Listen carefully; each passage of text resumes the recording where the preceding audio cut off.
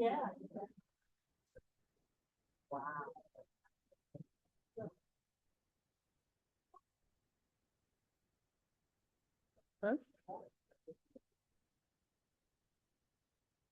Good afternoon, everyone, and welcome to today's Committee of the Islands COTI conversation and presentation of our annual Person of the Year award. I'm Bill Millar. I'm the current president, at least for a few more hours, of the Committee of the Islands Board of Directors. Now, to put on an event like this takes lots of people helping. And there are several members of our current board of directors. You met some of them on the way in, but I'd like to ask all the board members, the current board members, to just stand up and wave at you, and maybe you'll join me and then pause.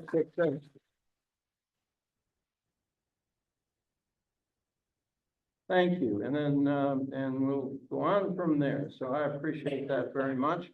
Also see Mike Miller, the Mayor of Sanibel here. Mike, glad to have you with us. I'm not sure, are there other city council members here? Okay, well, and other than that, you're all very important people, and so we're all very happy that you came and joined. Now, today, as is our custom at these, we are recording it. That's what this little device is all about here. So hopefully no one has any objection to us recording it. We will be posting it later on the COTI website so that those who were unable to join us today can get a look at it, or if you just can't get enough COTI, I mean, you know, there it'll be, so we appreciate that. Now, most of you probably know that the Committee of the Islands, or COTI as we call it, was founded over 50 years ago by residents of the newly incorporated city of Sanibel. And its goal was to help keep development from overrunning our sanctuary island. Now, we do this in a variety of ways. We monitor and work with the City Council and the Planning Commission and other bodies of the city to see what they're doing and thinking and give them ideas for the issues that they're dealing with. We participate very actively in the civic and nonpartisan political life of the island, and we hold educational sessions such as our COTI conversations to inform our members about important issues on the island and important issues that affect the island as well. We look then to keep our members informed so that they can be active members of the civic life of the island as well. I mention members because we do our work through the support of residents and visitors alike, asking them to be our members. You may have gotten accosted or directed or one way or another asked if you wanted to join COTI if you're not already a member, and we'd love to have you along. It's a minimum annual dues are $35, and they go on up from there.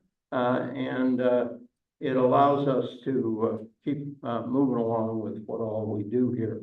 There is a QR code if you're into that sort of thing, where you could actually sign up today, or you can go to the COTI website, COTI.org, and sign up there. So we'd love to have you join us if you're not already a COTI member. Now, after our presentations and our main speaker today, I'm going to ask the existing COTI members, and that includes ones who might have signed up today when they came in, but the existing COTI members to come to the front of the room, and we'll have a short annual membership meeting where we will elect the new members of the COTI Board of Directors. So if you're a COTI member, I hope you'll join us. It won't be a long, painful meeting, but it's one of those things bylaws require. So we do hope that you will be able to join us for that. So one of our highlights today in an event that COTI has done for many, many years is to elect a Person of the Year. Now, For most years since COTI was founded, we've identified a person who's greatly contributed to improving the civic and community life of the island. This person then is selected by the board of directors and recognized by the board with the person of the year of the award. Now, we try to keep our selection of the person of the year a secret until the last possible moment. As I started to write up the introduction of this person, the person we've chosen this year is so well known on the island that as soon as I tried to tell you some of the reasons why we would be selecting him, you would know who it is anyhow. So without further ado, I want to introduce what we're calling our passionate island ambassador, the president and CEO of the Sanibel-Captiva Chamber of Commerce, John Lai. John? Oh,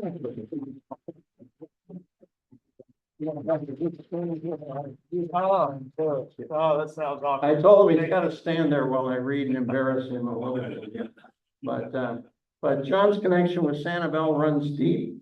He grew up in the Fort Myers. With both his parents working on Sanibel while he was in high school.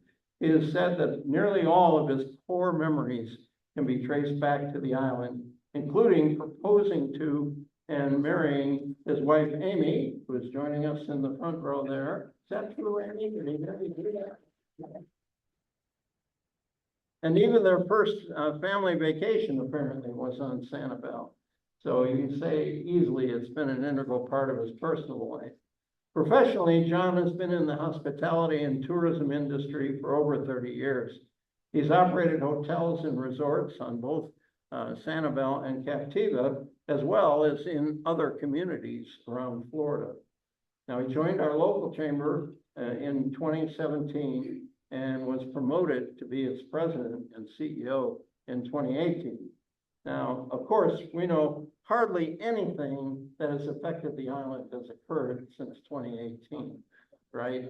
Only a major red tide in Fishkill, the COVID-19 pandemic, 3 major hurricanes, numerous smaller hurricanes and storms and other things, and a whole bunch of other challenges.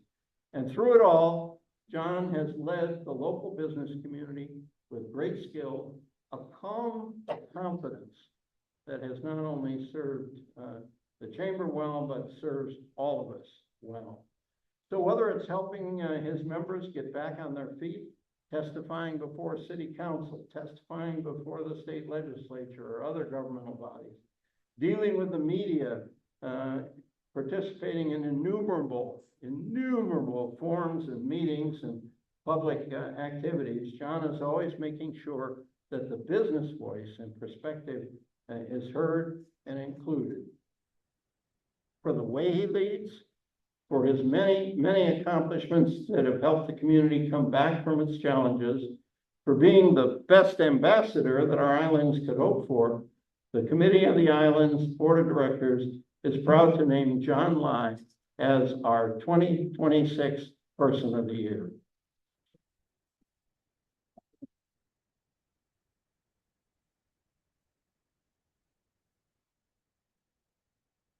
I'd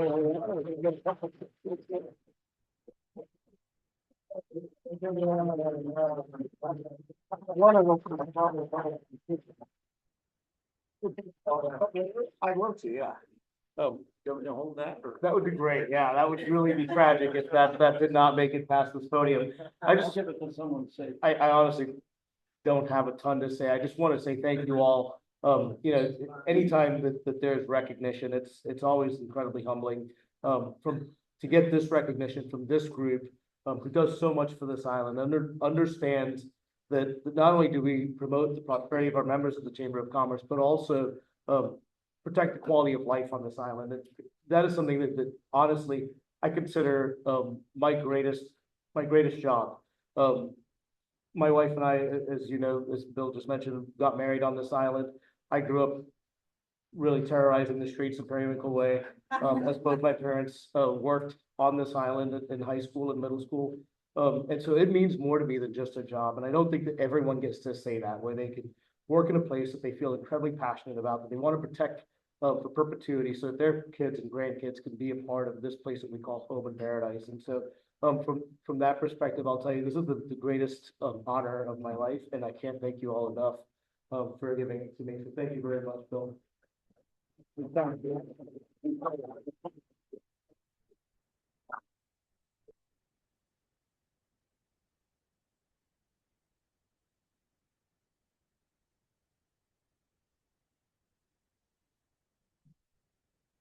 Well, John, we appreciate you, all you do, and thanks for letting us honor you.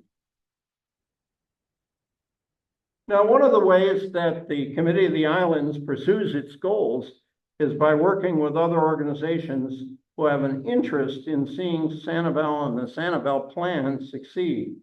Our speaker today is the result of such a common interest. Julie Wraithmell is the Audubon, Florida Vice President and Executive Director, a role she's held since 2018. She's based in Tallahassee, and she oversees a team of some 80 researchers, resource managers, educators, and policy researchers across the state of Florida. A trained biologist, Julie's career has included heading up Audubon, Florida's coastal conservation and wildlife policy efforts. And she has worked for the Florida Fish and Wildlife Service, where she created the Great Florida Birding Trail, which I'm sure that many of us have traversed, maybe not the whole thing, but bits and pieces along the way.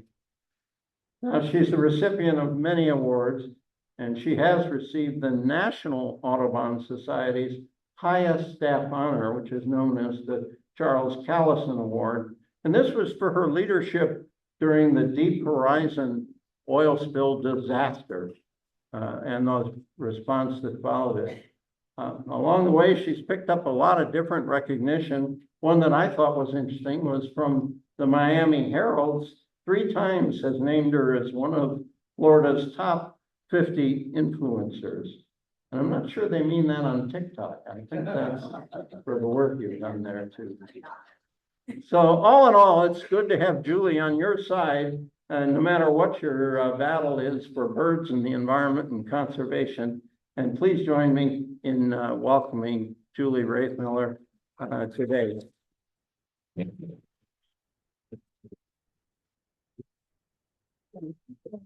Welcome.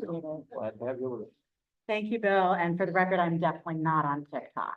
So don't bother looking for me there. Thank you so much for having me here. I, like many people, anytime I get to come to Sanibel is a great day. And I was really excited to be able to share with you kind of a mishmash presentation that will be talking a little bit about the history of conservation in Florida, a little bit about why Florida is such a very special place. Of course, a healthy amount about Audubon because it's who I am, and what's going on now in the legislature and where both opportunities and threats are for Florida in the next couple of years. So without further ado, I pressed the wrong button. All right, so look at that, I can do things.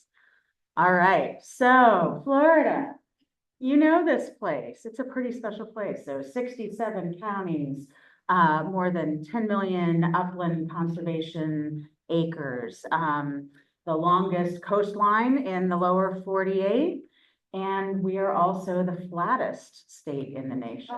So surrounded on 3 sides by rising, warming seas. A lot of people think of Florida and they think of hanging chads and sinkholes and pythons and internet memes on TikTok, Bill. But we are so much more than that. We are a place of astronauts and cowboys, a place of the world's largest ecosystem restoration, the site of the country's first national wildlife refuge, home to some truly gorgeous birds, and the crucible in which Audubon was founded. So if you're not familiar, around the end of the 19th century, beginning of the 20th century, Florida's wading birds were in big trouble. They were being hunted to extinction for use of their feathers in the plume trade. So they were all the height of fashion on women's hats and other millinery. And at that time, their feathers were worth more than their weight in gold. You can imagine in the hardscrabble world of Florida at the time, that was big money. And so there was a lot of economic pressure to shoot, shoot, shoot. And unfortunately, these birds were headed for extinction. And a bunch of people came together and said, you know what? I may not be a biologist, I may not even be able to vote, but somebody needs to do something. And we're going to figure this out. And so the early proto-Audubon societies ended up pooling their resources and hiring some of the very first game wardens. So today we take for granted that FWC is out on the water or that the U.S. Fish and Wildlife Service is in the refuge, but this was not a thing back in the day. And this was actually one of the very first wardens, Guy Bradley, who was hired by Audubon down in the Everglades to protect the wading birds and enforce some of the new early protections that had gotten passed into law. Unfortunately, he was killed in the line of duty. He was murdered by poachers. That was 1905. In 1908, Columbus McLeod, just up the way in Charlotte Harbor, similarly an Audubon warden who was murdered in the line of duty. And similarly, there were Presley Reeves in South Carolina in 1908 also. It was a very dangerous job. But this was what was needed in order to capture the attention of Americans. And people rallied together and said, we can't let this stand, ultimately passing the Migratory Bird Treaty Act in 1918. So this is the foundation of America's wildlife protections. After that, one of the most interesting stories of wardens, I think, is actually that of Rhett Green. So who here has been to Audubon's Corkscrew Swamp Sanctuary over in Naples? Good, I'm glad to see that. So Rhett Green was hired in 1912 to protect the rookery. And so he would have to ride for more than a day out into the wilderness to set up this camp next to the rookery. And it was just him. Okay, it was just him. And in the night, if he encountered somebody coming up to his camp, there was a fairly good chance that it was somebody who was there to poach, and you could guarantee that they were armed. The thing that I've always find so amazing about this guy is, note that date, 1912. He took this job knowing that Guy Bradley was murdered in 1905, knowing that Columbus McLeod was murdered in 1908, knowing that Presley Reeves was murdered in 1908. So here he knew exactly how dangerous it was, and yet he took this job recognizing that it was something that was bigger than himself. But it wasn't just the guys out in the wilderness. It was also these ladies. So you wonder, why are they standing there with a roll of toilet paper? That is not toilet paper. What those are is those are petitions. So these are the ladies of the early Florida Audubon Society, which was founded in 1900, gathering petitions to pass that Migratory Bird Treaty Act. The thing that always inspires me the most about this is that these ladies were getting it done when they weren't even allowed to vote themselves. And to me, that is the crux of Audubon and the crux of conservation in Florida, which is people saying somebody needs to do something, and if not me, then who? And so they lean in. And I think I feel some kinship with COTI in that same sense because of what you guys accomplished here in the 1970s, incorporating Sanibel. Moving forward a little bit in time, this is Bob Allen. He was an Audubon researcher in Florida Bay. You can see him here camping for months at a time on Bottle Key. After all of those wading birds were shot out, there were very few of certain species left. So flamingos, for example, all of them were shot out of Florida. Roseate spoonbills, almost all of them were shot out. And so Alan's job was to figure out their biology and how we could help them recover. So he would camp out here on this island, donating blood involuntarily for months at a time, helping us to get the foundational information that we really needed in order to understand these birds and to bring them back to the robust populations that they enjoy today. And then there were the wardens on the north side of Lake Okeechobee. So This is one of the Chandlers. The Chandlers were actually a family of Audubon wardens in Lake Okeechobee, and they would actually have to not just protect the birds from poachers looking for feathers, but also egg hunters. So even after the market for feathers started to die down, there was still this pernicious kind of fringe culture that liked to collect eggs. And it was just driving several species, namely things like crested caracaras, to extinction. They would have biologists that would come down from New York telling them, you guys need to figure something out, have a stakeout, you need to, sit there with guns. The Chandlers actually figured out a much more clever way to solve this problem. So this is Rod Chandler. That was Marvin Chandler previously. Rod was his nephew. And he, in this photo, is showing you a palm tree that has a crested caracara nest up at the top of it. And you can see those nails, those spikes that are driven into the side of the tree. Well, what those were was from an egg hunter who figured out where the nest was and then put those nails in like a ladder and decided they were going to wait until the caracara had laid its full clutch of eggs so that it could climb up, he could climb up there and steal them. Well, what the Chandlers figured out to do is they went out and they got a stamp. And they climbed up there before the egg hunters, and they stamped each and every egg with indelible ink saying property of the National Audubon Society. And in doing that, they ruined them for any collector, but they were still viable to be hatched by the parent birds. And so it's this kind of ingenuity that I think, again, is a hallmark of Florida conservation that we see continuing today. Moving forward into the 60s, you guys all have subscription to the Florida Cattlemen and Livestock Journal, right? Yeah, it's a page turner. But this was a time when there was a lot of distrust between the ranching community and environmentalists. There were a lot of environmentalists that couldn't imagine that anything good could be happening on a ranch. And then there were a lot of ranchers who thought, that environmentalists all wanted to shut them down. And at this time, Audubon realized ranchers are really important, actually, to the future of Florida and our landscape. And a lot of what they do is actually really compatible with our water, with our habitat, with our wildlife. And so we started to build relationships with the ranching community, actually enlisting ranchers to become stewards of bald eagles. So remember, this is when DDT was driving eagles to extinction. It was before the passage of the Endangered Species Act.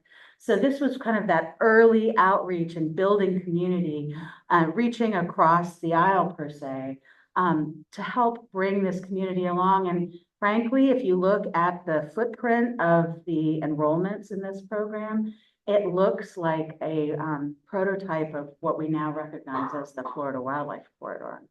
So relationships are also a really important part of conservation in Florida. And then there's a little bit of showboating, which actually is helpful too. So I always have to include Doris, because Doris Mager was the gift shop manager at the Center for Birds of Prey in Orlando for Audubon in the late 70s. And remember, the 70s, they were a pretty heady time. You had the Clean Water Act, Clean Air Act, you had the Endangered Species Act, you had Sanibel incorporating, you had COTI being formed, and you had people saying, you know what, eagles, they're gonna need some help. And so we recognized that we really needed the ability to rehabilitate eagles, because at that point, even an injured eagle was critical to the genetic diversity of the population. Every single one counted. And so Doris, to call attention to that need, got permission from the U.S. Fish and Wildlife Service and climbed up into that eagle's nest and stayed there for an entire week to call attention to the plight of eagles. In doing this, she raised enough money that ultimately we were able to open that rehabilitation facility. And to this day, it continues to serve that purpose, rehabilitating especially bald eagles and returning them to the wild. This woman in particular, I will note, I was 4 at the time, and I lived not far from here, and I remember. And so, that dose of inspiration is critical. It's not just doing the thing, but it's making sure that we are telling the stories so that we are inspiring other people to join our cause too. So this is the modern day version. So while Bob Allen was out on Bottle Key donating blood in the 30s, today our team at Audubon's Everglades Research Station in Tavernier is helping to monitor the effectiveness of Everglades restoration. So you guys all know that the water flows south to Florida Bay, and so the salinity there, as well as the fish populations that occur there, really are the measure of whether we're getting it right or not. The work that they're doing not only helps us to measure, but also to fine tune those projects and to make the case for getting more projects faster. So I think that Bob would be proud of us, even though it's a little bit different way of going about it. For this one, the Chandlers, instead of stamping eggs, we have our Okeechobee Science Coordinator, Dr. Paul Gray, who is the barefoot scientist on the left-hand airboat. The work that we do on Lake Okeechobee, as you guys know, is critical to Everglades restoration. Sending water east and west as well as south, and the lake itself is an important ecological resource. While we spend a lot of time doing policy work in the Capitol or with county commissions, just like you guys do, it's also important to do it in the field. And so here he is on the lake with representatives from both the U.S. Fish and Wildlife Service and from the Water Management District. And instead of stamping eggs, again, it's working on our beaches. So making sure that those wading birds continue to thrive. People aren't shooting them now. The problem now is actually squeezing them out of their habitat and disturbance that they experience. As I know, you guys have seen a really robust program here with Sanibel-Captiva Conservation Foundation. Audrey Albrecht does an amazing job on your beaches, helping to take care of your beach nesting birds. Audubon, with our staff and our 600 volunteers, manage another 300 beach, rooftop, and island sites around the state as well. And again, instead of stamps, we have to come up with other creative ways to bring people along. And so where people may ignore a official looking sign, we're happy to guilt them into abiding by the protections by using children's signage and any of a number of other things that help to make the issues real for them. Because ultimately, people don't realize that birds nest on beaches. They think they nest in trees or in bushes. And very few people wake up in the morning and say, I'm going to go to the beach and kill some baby birds. So if we could just get their attention long enough to explain it to them, they'll come along with us. And I think Rhett Green would be proud of what we have going on at Corkscrew Swamp Sanctuary too. So now 70 years later, we have 13,000 acres. That's 20 square miles. If you've been out there, you've probably been on the 2.25 mile boardwalk. That is just a small fraction of the sanctuary. And it not only protects that old growth cypress swamp, things like ghost orchids and wood storks, but has also been called by the Fish and Wildlife Commission as the canthariest place in Florida. This is a key part of what we do. And so while the birds may have been the original inspiration, the science and the policy and the conservation work that's happening there now doesn't just benefit birds, but also benefits people in the entire watershed. And today, here's the Center for Birds of Prey. Again, education, rehabilitation, and returning those eagles to the skies. And I like to think that the ladies with their petition would be excited to tap across the marble floors of the Capitol now and really engage in the issues that we're seeing up there today. It's a challenging time for Florida. There's no way around that. And, you know, I'm here today. We have one last week of session, although they're headed for overtime. They've not yet started the budget. It's the one thing that they need to do to finish. But enmity is the tone of the session between the chambers as well as the governor's office. And so we're looking for a long haul on this one, unfortunately, I think. That said, we can't just sit idly by. And so a lot of the things that we advocate for and are near and dear to our heart, we hope that others around the state will also join us in. One of the most important things is protecting habitat, protecting these places. And Florida Forever, if you're not familiar with it, is the state program that buys parks and preserves for Florida. So every time you go to a state park, every time you go to a wildlife management area, a state forest, this is the program that makes that happen. And it is the pride and the envy of the country. It is a program that is structured based on science. It has strong criteria. It's transparent and accountable. And so it means that the public and taxpayers can be confident that their money is being stewarded well, and landowners can trust that their projects will be handled fairly and will be prioritized based on their merits, not based on who they know. Florida Forever is critical as we move forward, and yet we're not seeing robust funding being appropriated. In fact, the House has allocated $0 in its current initial proposal. So we really need people to speak up and to share with their elected officials that we need more parks, we need more preserves, and not just because they are fun places to go out and enjoy. You know, it's not just a pretty idea. These are the places that protect our watersheds. They help us to secure carbon, their habitat for wildlife. And did you know that private property near green spaces has higher values than private property that doesn't? So it is money in people's pockets to have parks near them. It is a great investment for Florida writ large. In addition to looking at making sure that we get funding for new parks, we also focus on making sure that there's funding to take care of them. So these are some of the management activities that we do at Corkscrew. It's also activities that should be happening on all of our public lands as well. So monitoring, making sure that we're using real-time data to inform the protection of those places and to see as changes are occurring, and also applying things like prescribed fire to keep those habitats healthy and to reduce fire loads so that it's safe for people as well as safe for wildlife.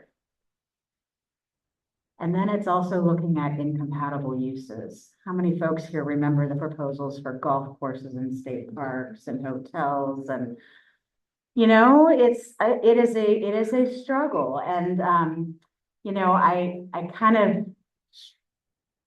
wrestle with this because we can love our parks to death. And as we work to create more opportunities for more people to use them, the solution is not to cram more people into the parks that we have. The solution is to create more parks so that everybody has the same opportunity to enjoy them in their healthy condition. You guys may remember, again, there were the golf courses and state parks ideas. As soon as that broke, we got it out to our 44 grassroots chapters around the state, helping to do the analysis on what the resource impacts were going to be. You'll recall there was just a week's notice and the public meetings were all going to occur simultaneously. Very few groups could be at all of them at once because of that. Fortunately, because of our chapters, we were prepared and ready, but ultimately in response to the overwhelming public outcry, the proposals were withdrawn. And one thing that I will note is in that public outcry, we worked very hard in the messaging to make it clear that conservation is nonpartisan in Florida.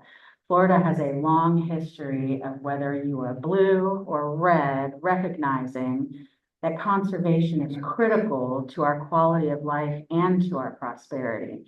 And I was very proud of the fact that we saw voices from all across the political spectrum, both voters as well as electeds, speaking up on this issue. And the fact that we saw that ahead of a major election is even more striking at a time when becoming partisan is even more strongly incentivized.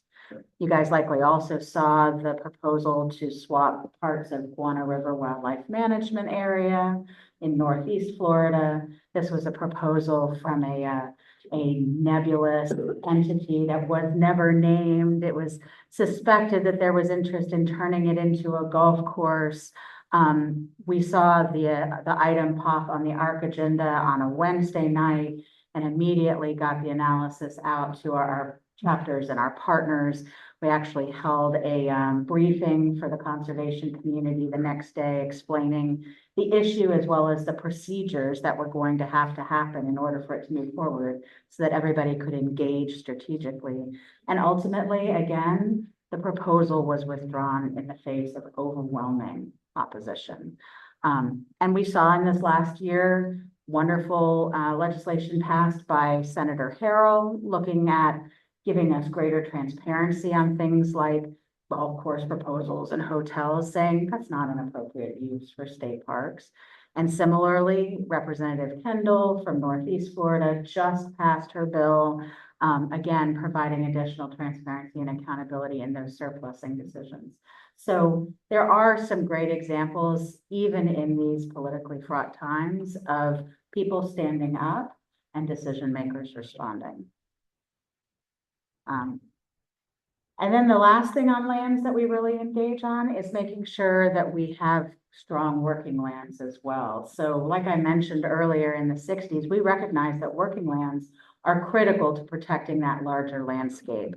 And in fact, I kind of liken it to, we have our Florida Forever lands, our parks, our wildlife management areas, our state forests that are the best of the best. But you can imagine they get degraded as sprawl creeps out to them and the urban interface backs right up against them. So one of the very best things that we can do is to actually buffer them with agricultural lands, which helps us protect those places and manage them, but also is favorable for those agricultural users too. The Rural and Family Lands Protection Program is a really important state program. And what it does is it buys easements on agricultural lands. So it basically says to the landowner, you can continue to farm this. We'll have agreements about what you can and can't do in those farming practices. But the state owns the underlying property so that it can never, I got that backwards. They own the underlying property, but the state owns the development rights. So it means that they can never subdivide it, never build on it. I liken Florida Forever and Rural and Family Lands as peanut butter and jelly. They go really great together. The challenge is that this year, while you heard me say that we're seeing $0 for Florida Forever, we are seeing $300 million for Rural and Family Lands. And on top of that, we're also seeing provisions in Senate Bill 290, which just passed, that would enable going forward properties that are acquired by the state, like for Florida Forever, for example, would be evaluated for could they be used for agriculture? And if they could, they would be made available with an easement to then be sold into agriculture. So this is a bit of a blurring of the lines. You can imagine that there may be some properties that are very compatible with agriculture. There may be others where we would be losing valuable habitat. And so this is one of those issues where, again, we're going to need to be vigilant and paying attention as this moves forward over our objections. The bill has passed. It's going to the governor for signature. And it could have sweeping implications for not just for new acquisitions, but also for those that are acquired by water management districts. Which is a great segue into another one of the important legislative priorities is water. So I think you guys all recognize that not only is water something that we need to drink, something that we need for irrigation, but wetlands are critical habitat. They also provide really important ecosystem services for us. So as we engage on Everglades restoration, I'm sure all of you have had your eyes glaze over when you think about things like acre feet of water and parts per billion phosphorus and all of the alphabet soup of canals and S structures. And really, birds simplify it for us. Birds are the measure and the treasure of Everglades restoration. If we get it right, we get to keep the birds. If we don't, we see their populations decline. And so by helping to focus people in on what's at stake and what the opportunity is, it helps to make Everglades restoration, which is a really complex thing, much more tangible for everybody. Wetlands aren't just important in the Everglades too, they're important all throughout the state for any of a number of services. So you guys recognize this villain, right? So Corynea brevis, the dinoflagellate that causes red tide. Well, wetlands help us to starve this guy. So wetlands help us to clean that water before it reaches the coast. So if it gets to the coast and it doesn't have those nutrients in it that this guy's looking for, then can't bloom. We need those wetlands. We need to not just protect the ones that we have, but we have to restore the ones that we've lost. And, you know, it's okay. We ended up harming those wetlands at a time when we didn't know any better. You know, we chopped up the southern part of the state and ditched and drained, thinking that we were bringing progress. And only after the fact did we realize, wow, that was probably not the best choice. Well, you know, the important thing is learning from it and making that change now. And it's not just Everglades restoration, but it's looking at our watersheds and seeing how can we engineer, how can we bring those wetlands back, not just for the benefit of wildlife, but also for the benefit of our communities. Similarly, wetlands attenuate floodwaters during storms. They also protect us from wildfires like we're seeing now. And this is where, again, the ranchers come back in. So I know, like me, you guys are really focused on Lake Okeechobee, and that the health of Lake Okeechobee has great implications for the water that you guys receive from the Caloosahatchee River. We are very focused on what can we do to help improve the health of Lake Okeechobee, because it's not just a reservoir that's there to hold and disperse water to other parts of the state. It is its own really important ecosystem too. And one of the challenges that it's suffering under is what we've done in the center part of the state. So historically, if you flew over the center part of the state and looked out on a sunny day, it would look like a constellation of wetlands, just polka dotting the landscape. Over time, many of those wetlands have been drained. And so now, instead of the water moving slowly from Orlando to Lake Okeechobee, and I would have likened it, you remember Bob Barker on The Price of Right and his Plinko board? Remember that? Like, that's how the water used to move from Orlando down to Lake Okeechobee. Once we drained it, it went whoosh, like a shot, which means that the water gets there faster, dirtier, and in bigger pulses.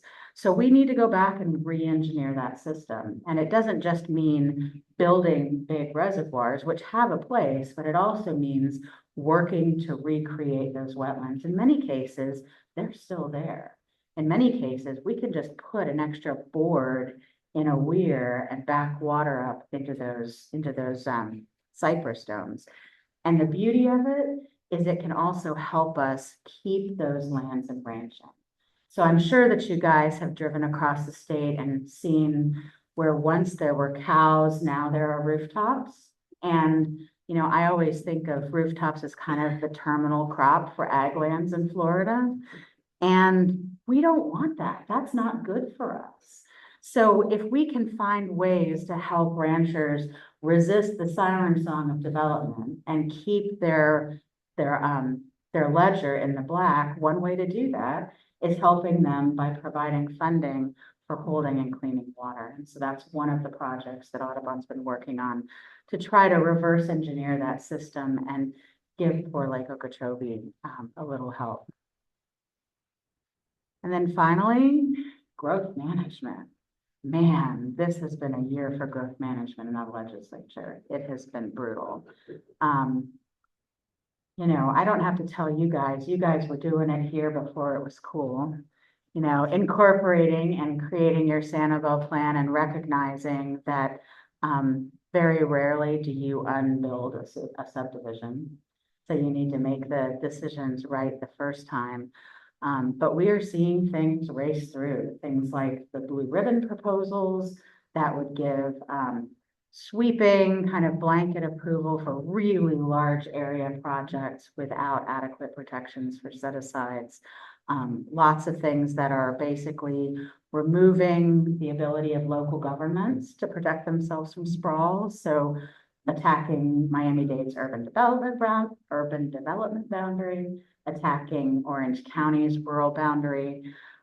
These are all things that I think we need to think about very carefully. You know, we had a Department of Community Affairs that was the pride of the nation, that was a very robust planning mechanism for the state. Without that now, local governments really are the place where the rubber meets the road. It's where decisions are being made and communities are able to protect themselves. And if the legislature takes that ability away from local governments, it means that you won't have the ability to determine how you want your community to look. So I did want to flag that Senator Kathleen Pasadomo from Collier County really deserves your gratitude. So she has been an absolute lion on growth management issues this year. She is termed out and she is going out with a bang, recognizing that her constituents and these communities care deeply about having self-determination over how they grow and how they protect themselves. So while there are folks that may not be moving the needle in the right direction, there are others that are fighting desperately for Florida and for our land use, and they deserve our gratitude. And then the very last issue is looking at resilience. So these are some living shorelines that we've installed to protect wading bird rookeries in the greater Tampa Bay area. We recognize that when we use these green infrastructure, it helps us to work with nature to protect the built environment as well. But also it has benefits for us on things like flooding that comes from storms or from rain events, and also incentivizing the transition to renewable energy. Two pieces of hope that I will say have come from the legislature in the last 2 years. One was an owner's bill of rights on buyer beware. So if you are looking to buy a home that has flooded previously, they're now required to disclose that in ways that they did not previously. And then last year, they created the same thing for renters. So renter beware as well. So there are glimmers of things that are happening, and especially things that are harnessing the market. And then we're seeing great things happening with local governments as well. We, as Audubon, have been working with some of the investor-owned utilities for their solar facilities to help make sure that they're wildlife friendly as well. So that means helping to landscape them with native plants, creating panther crossings so that they're permeable to large mammals, and we're getting wonderful results. One of the really exciting things is when they're turning some of their burnt out row crop fields into these solar facilities, they're actually better habitat after they've got panels on them than they were before. These are some of the creative ways that we can be working with this clean energy transition to actually help us accomplish some of our land conservation goals too. And the things that we do here in Florida, they don't just matter to us here in Florida. So this is our Audubon's Migratory Bird Explorer. It's a really fun tool if you want to go in and mess with it online. But the thing I want to call your attention to is look at all the colors over Florida. Okay, Florida is like Grand Central Station for the migratory birds of the hemisphere. And so what we are doing here is not just protecting the birds and the wildlife that we enjoy, but it's also birds that belong to everybody. A great example of that I wanted to share, because stories are fun. This is a lesser yellowlegs. And that tower that you see there is a Modus tower. That's that corkscrew. So Modus is this really fun technology. It's got this little tiny transmitter that you capture the bird and you put it on them. And I liken it to the checkout at Publix, where anytime the bird flies within 5 miles of this tower, ping, and it tells you exactly what bird it is. So there are birds with these tags on them from all over the country. And there are towers like this all over the hemisphere as well. And so this particular lesser yellowlegs actually pinged our tower at Corkscrew. And when we went and looked at it, it told us a really interesting story. The cool thing about this bird is that it had actually been banded earlier that year by Audubon biologists in Colombia. So it was on its wintering grounds in Colombia. And then the tower in Houston, Missouri picked it up. And then the bird went off the network. It likely ended up in Ontario, Canada, which is where they breed. And then on August 2nd of 24, it came back onto the grid again in Iowa, hit Kentucky, the Carolinas, and that's when it came to Corkscrew. The really cool thing is 2 months after it hit our tower and Corkscrew, it was back in Columbia at the place where it had banded previously. And so, you know, I think of these birds, they are like little messages in a bottle. Okay, these are birds that are connecting all of us, and if any link in that chain breaks, the whole chain breaks. So not to put more pressure on us or anything, but you know, it makes it even more important. We recognize that we are an example for the world with the significance and sophistication of Everglades restoration. You know, we did inspire the expansion of the National Wildlife Refuge System by Pelican Island being founded on the East Coast. But also, you know, what we do here matters not just as an example, but tangibly, because it's all of us doing our part in all of these locations that enables these birds to continue doing what they've been doing for millions of years. I just like this picture because he's got attitude. So he's all breedy and stuff. All right. So with that, I will just say that, you know, Florida is magical. So, you know, anytime that you've paddled on a spring and it's so clear you feel like you're flying, or, you know, you're at a Gulf marsh in the Panhandle and it's early morning, and true story, kids at sunrise in marshes, they all giggle. I don't know why. They just all do. And it's magical. It sounds like bells floating across the Spartina grass. Or, you know, the glassy Florida Bay look where you can't quite tell which side is the sky and which side is the water. It's all worth protecting, and nature will give us a second chance. If you guys look at these birds, you guys recognize these? What are these? They're not spoonbills. They're flamingos. So you guys know the story. Hurricane Idalia swept a whole bunch of flamingos that were moving between breeding grounds on Cuba and the Yucatan, carried them to Florida and swept them up the East Coast. There were flamingos in Pennsylvania and Wisconsin and New York, but all over Florida too. And here's the thing, they'd already been coming to visit for a while in the winters, but now there's more and more and more and more of them. So we screwed up the first time. You know, we shot them out in Florida. They used to breed here and we blew our chance. And I look at them and the idea that we are now seeing them again in Florida, it's a redemption story. You know, we have a second chance to get it right. You know, them coming and staying, and if they get to the point where they're breeding, that is an endorsement of Everglades restoration. And by God, we cannot mess that up a second time. So, you know, I look at it and say, while there's a lot to be concerned about in Florida, there's actually a lot more to be hopeful about. And whether Florida is your home by birth or by choice, you know, we know that what's good for this little mama and her baby is also good for this one. And we shouldn't ignore the fact that, again, it's not just a pretty idea, it is in our self-interest to take care of this special place. Our prosperity and our quality of life depend on it. And that's why I'm so grateful for groups like COTI that engage with your local decision makers and make sure that they understand that, you know, the things that brought you here to Sanibel are the things that are worth fighting for. So with that, I will just say Florida needs you. This is Catherine Bell Tippett. She was the first female president of Florida Audubon Society. 100 years later, I'm the second female president of Florida Audubon Society.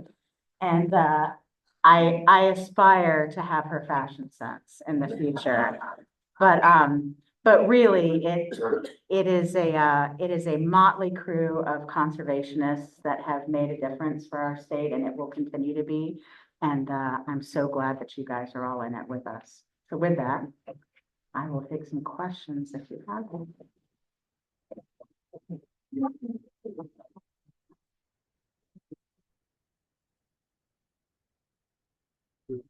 All the questions. Yeah. I'm pretty laid back. I know you didn't address this in your talk, but what about sea level rise? Sea level rise.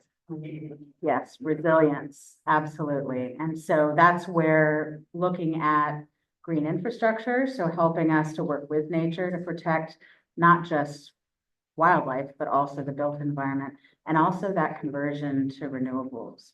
You know, Florida has done an amazing job actually of adding renewables in recent years, which is good. Could we do more? Yes, absolutely. And I guess what I would tell folks, everyone gets all wrapped around the axle about the name and what you want to call it.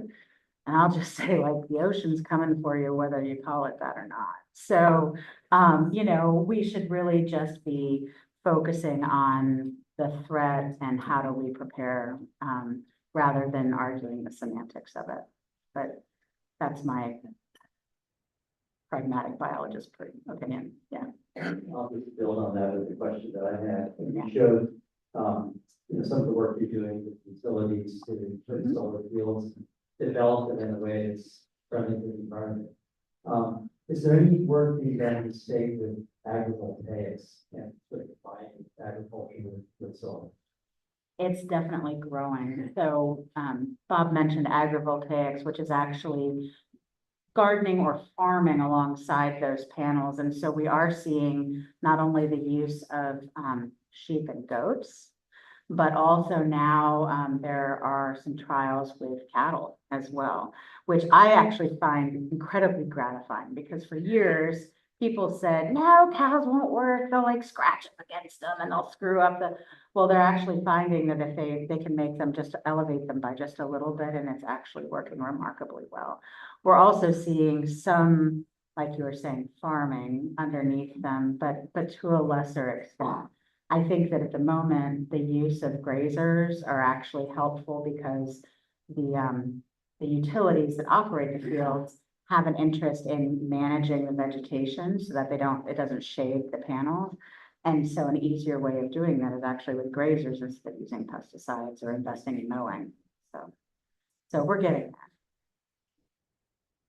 Florida is also the recipient of a different kind of moderation of human beings. It is. And it's one of the recipients of one of the largest movement of northerners coming south. It's going to put a tremendous strain on building codes and density issues. And how do you strategically think about something so enormously powerful as that? I think that's very astute. You know, when we think about when Doris Mager climbed up into her eagle nest, there were 10 million residents in Florida and about 40 million tourists annually. So now we have 24 million Floridians and, I get the number wrong, 143 million tourists every year. Lots and lots more people, no more space, arguably less. And unfortunately, a lot of the regulations that govern our growth are still contemporary to the 1980s. And so there really is an opportunity to modernize those, to take advantage of new science that we've learned, as well as just the results of what we've seen happen from using those practices. Unfortunately, there isn't as much appetite for that at the state level. We're seeing great stuff from local governments, and at the same time, we're seeing the ability of local governments curtailed at the state level. And that's where we really need people to speak up. I kind of liken it to folks, you know, if pipe breaks under your sink in your kitchen, you absolutely want to mop, okay? That's restoration. You also want to turn the valve off at the wall, okay? And that's regulatory modernization. If you got to do both. And so we've made great strides with the mopping, but we are perhaps not as practiced as we could be at the tightening of valves.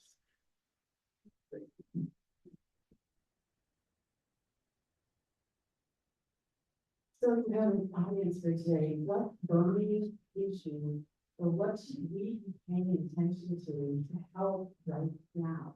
Instead of saying department? Is it on the website? How do we help you do what you do? You know, and because all this here right now, you know, there's a lot of people. See that QR code? So I will just plug that every week we put out our Audubon Advocate, which is an annoyingly wonky wrap up of what has happened that week in the legislature. And it is also the list that we use when there are action alerts. And so what that means is we will tag you and say, guess what? Of all the people in Florida, you are actually in the district that matters most because your elected official is actually the chair of this committee. We really need you to send an email. We really need you to make a phone call.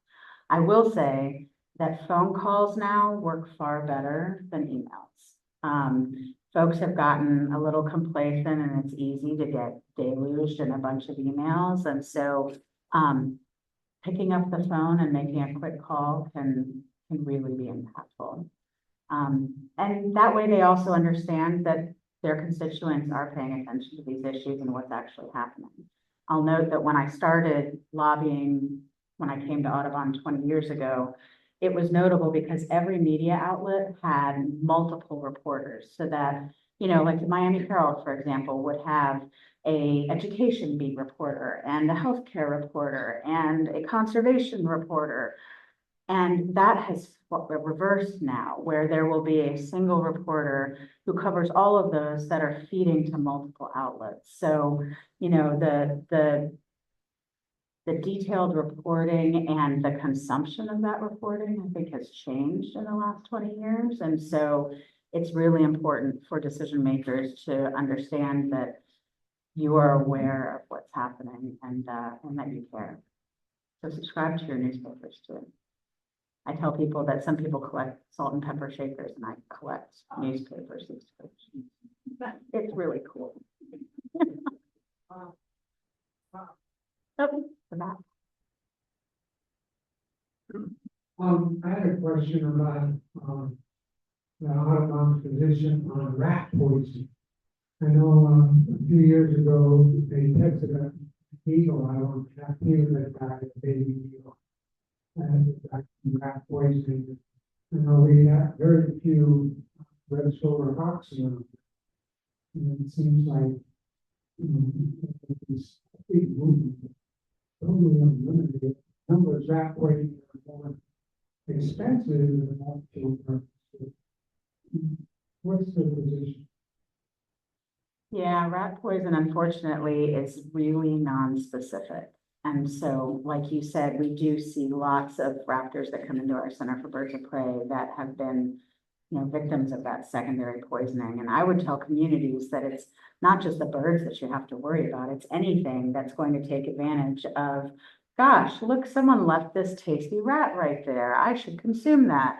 I have dogs. My dogs would not pass that up. I don't know about y'all's, you know, cats, other wildlife. And so yes, we think that the use of those non-specific poisons really is, it's harmful, and we're seeing the impacts.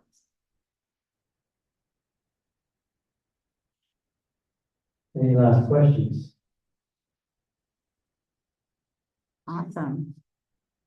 Thank you so much. I would just say, as someone who runs a nonprofit and has an annual meeting, you really want to hang out for the annual meeting because it's always a rollicking good time. Ooh, wonderful. No pressure, Bill. No, I didn't even have to. Thank you very much. Julie, thank you so much. And I think you can see why I said at the beginning, you want her on your team, no matter what your battle is relative to conservation. We appreciate everything that you presented to us here. We are going to take a short break. And if I would ask if you are a COTI member, that if you could hang in there with us, maybe grab yourself a glass of water or a cookie or something, and then come on down to these first few rows.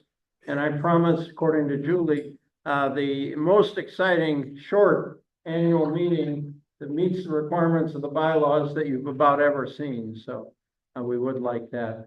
Also, Julie's going to be back in the lobby area for a few minutes. And so if you've got a specific question, or you're just one of those people that doesn't like to stand up in public and ask questions, but you got a burning thing you want to ask her, she's volunteered to take a few more questions. So we appreciate that very much.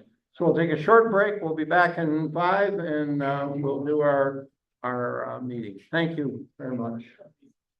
All right.